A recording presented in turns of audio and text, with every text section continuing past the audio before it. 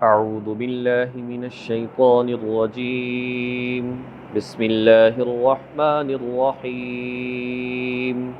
ولو أن أهل الكتاب آمنوا واتقوا لكفرنا عنهم سيئاتهم ولأدخلناهم جنات النعيم ولو أنهم أقاموا التوراة والإنجيل وما أنزل إليهم من ربهم لأكلوا من فوقهم ومن تحت أرجلهم منهم أمة مقتصدة وكثير منهم ساء ما يعملون صدق الله العظيم ولو أن أهل الكتاب، اور اگر یہ اہل کتاب آمنو ایمان لاتے، واتقوا اور تقوی اختیار کرتے، لکفرنا عنہم سیئاتہم تو ہم ضرور بالضرور ان کے گناہوں کا کفارہ کر دیتے، ان کی برائیوں کو معاف کر دیتے، ولادخلناہم اور ہم انہیں ضرور داخل کرتے جنات النعیم نعمتوں والے باغات میں۔ جیسا کہ اس سے قبل آیات میں یہود و نصارہ کی بات چل رہی تھی،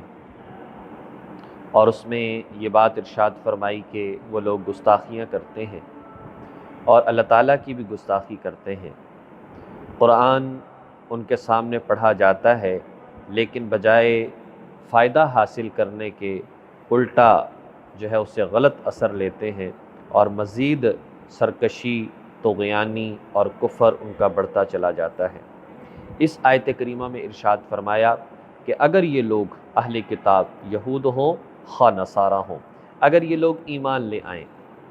نبی پاک صلی اللہ علیہ وسلم پر، اگر یہ ایمان لے آئیں، واتقوا اور گناہوں سے بچیں، تقوی اختیار کر لیں، ایمان لے آئیں اور تقوی اختیار کر لیں، تو فرمایا کہ اللہ پاک گناہوں کو معاف کر دے گا اور جنت میں ان کو داخلہ عطا فرما دے گا۔ نبی پاک صلی اللہ علیہ وسلم کی جو بعثت ہے، آپ علیہ السلام کو جو بھیجا گیا، بغیر کسی قید کے بھیجا گیا، نہ تو آپ کسی مخصوص وقت کے لیے تشریف لائے اور نہ آپ کسی مخصوص علاقے کے لیے تشریف لائے، بلکہ فرمایا بعثت الی الاسود والاحمر والی الجن والانس، مجھے بھیجا گیا ہر کالے، ہر سرخ، یعنی ہر نسل کے اور ہر جماعت کے اور ہر زبان کے اور ہر رنگ کے انسان کے پاس اور جنات کے پاس، کیونکہ شریعت کی مکلف یہی دو مخلوقیں ہیں، انسان اور جنات، اس لیے یہاں پر ان کا ذکر کیا، ورنہ آپ تو انسانوں کے بھی نبی ہیں، آپ تو نباتات کے بھی نبی ہیں، آپ تو ملائکہ کے بھی نبی ہیں، آپ تو جانوروں کے بھی نبی ہیں۔ بہت سارے اس طرح کے واقعات موجود ہیں کہ جانوروں تک نے حضور علیہ السلام سے شکایت کی، جانوروں تک نے آپ کے لیے پردہ بنا دیا اور اپنی جگہ کو پھاڑ کر درخت آپ کے ساتھ ساتھ چلتا رہا، پہاڑ تک جو ہیں انہوں نے جو ہے آپ کو سلام کیا، اور پتھروں تک نے آپ کو راستہ دے دیا، اور پانی تک نے آپ کی بات کو مانا، اور اس طرح سے جانوروں تک نے آپ کی باتوں کو تسلیم کیا، اور پتھروں تک نے آپ کا کلمہ پڑھا اور آپ کے پر ایمان لائی، اور مردہ جانوروں تک نے آپ کی ختم نبوت کا اقرار کیا۔ بے شمار واقعات موجود ہیں، لیکن جو دو مخلوقیں شریعت کی مکلف ہیں وہ صرف اور صرف انسان اور جنات ہیں۔ تو فرمایا کہ جس کسی نے بھی ایمان قبول کر لیا، ظاہر ہے پہلے یہود و نصارہ تورات انجیل کو پڑھتے تھے، وہی برحق تھیں، لیکن جب نبی پاک صلی اللہ علیہ وسلم تشریف لے آئے، اب لازم ہے انہی پر ایمان لانا۔ جو قرآن پر ایمان لے آیا وہ گویا کہ پہلی ساری کتابوں پر ایمان لے آیا۔ جو حضور علیہ السلام کو نبی مانتا ہے، آخری نبی مانتا ہے، وہ سارے نبیوں کو گویا کہ نبی ماننے والا ہے، سب کا اجر ملے گا۔ تو جو ایمان لے آئے، چاہے کسی بھی مذہب سے وہ تعلق رکھنے والا ہو، اللہ گناہوں کو معاف فرما دیں گے، اس لیے کہ حدیث مبارکہ ہے الاسلام یہدم ما کان قبلہ، اسلام پہلے کے تمام گناہوں کو مٹا دیتا ہے۔ اس لیے چاہے ایمان ہو، ایمان کا قبول کرنا ہو، کفر جیسا گناہ معاف ہو جاتا ہے، گویا کہ توبہ ہی ہے کہ وہ کفر سے توبہ کر رہا ہے۔ اسی طرح انسان مسلمان ہے اور گنہگار ہے، اگر وہ سچی پکی توبہ کرے تو اللہ گناہوں کو معاف فرما دیتا ہے۔ اور پھر فرمایا کہ سیئاتہم، گناہ معاف ہو گئے، وَلَأَدْخَلْنَاهُمْ، اللہ پاک ضرور بے ضرور جو ہے اس کو داخل کرے گا نعمتوں والے باغات میں۔ تو یہاں پر تاکید کے صیغے آئے ہیں، لَكَفَّرْنَا، اللہ فرماتے ہیں کہ ہم ضرور معاف کر دیں گے، وَلَأَدْخَلْنَا، اللہ فرماتے ہیں کہ میں ضرور داخل کروں گا۔ تو گویا کہ انسانی زندگی میں جنت میں جانے میں، اللہ کے رضامندگی میں جو رکاوٹ ہے وہ انسان کی بے ایمانی اور انسان کے گناہ ہیں۔ اگر ایمان خالص ہو، اعمال درست ہوں، تو اللہ تبارک و تعالیٰ ضرور وعدے کو پورا فرمائیں گے اور ہر انسان کے لیے جنت کا فیصلہ فرمائیں گے۔ وَلَوْ أَنَّهُمْ أَقَامُوا التَّوْرَاةَ، اور اگر یہ لوگ تورات کو قائم کر کے، تورات کے احکامات کو قائم کرتے، اور والانجیل، اور انجیل کی باتوں کو قائم کرتے، مطلب انہیں مانتے، ان پر عمل کرتے، وَمَا أُنزِلَ إِلَيْهِمْ، اور جو نازل کیا گیا ان کے طرف، من ربہم، ان کے پروردگار کی طرف سے، اس پر ایمان لاتے، لَأَكَلُوا مِن فَوْقِهِمْ، تو اللہ فرماتے ہیں کہ پھر یہ اپنے لَأَكَلُوا مِن فَوْقِهِمْ، یہ اپنے اوپر سے بھی کھاتے، وَمِن تَحْتِ أَرْجُلِهِمْ، اپنے پاؤں کے نیچے سے بھی کھاتے، مِنْهُمْ أُمَّةٌ مُقْتَصِدَةٌ، ان میں سے ایک جماعت ایسی ہے جو راہ راست پر چلنے والی ہے، مقتصدہ، جو بالکل میانہ روی اختیار کرنے والی ہے، درمیانے راستے پر چلنے والی ہے۔ وَكَثِيرٌ مِّنْهُمْ سَاءَ مَا يَعْمَلُونَ، بہت سارے ان میں سے لوگ ایسے ہیں کہ ان کے اعمال بہت خراب ہیں، ساء، بہت برا ہے، ما يعملون، جو لوگ یہ عمل کرتے ہیں۔ یہاں پر یہ بات ارشاد فرما دی، جس وقت تک قرآن نہیں آیا تھا